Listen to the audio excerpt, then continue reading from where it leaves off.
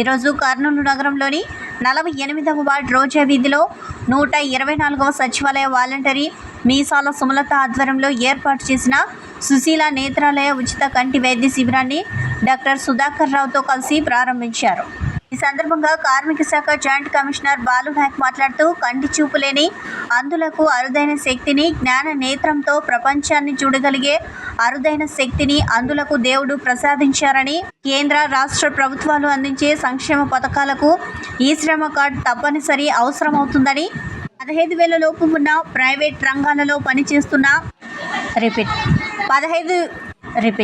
15 ఏళ్లలోపు ఉన్న ప్రైవేట్ రంగాలలో పనిచేస్తున్న కార్మికులందరూ ఈ శ్రమ కార్డు పొందాలని పిలుపునిచ్చారు. ఉచిత నేత్ర వైద్య శిబిరాలు చేస్తూనే ఉంటాం. మోస్ట్ ఆల్టర్నేట్ డేస్ 20 మందికి ఆపరేషన్ చేయడం ఫ్రీగానే చేస్తాము.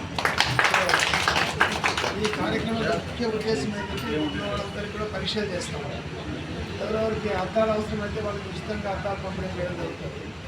ఆపరేషన్ అవసరమైన వాళ్ళకి మా వెహికల్లోనే మనం తీసుకెళ్ళి మా హాస్పిటల్లో మీకు 3 పూట భోజనం పెట్టి మంచి ఆపరేషన్ చేసి కాబట్టి చక్కటి అవకాశాన్ని మీరంతా వినియోగం చేసుకోవాలనుకుంటున్నాం.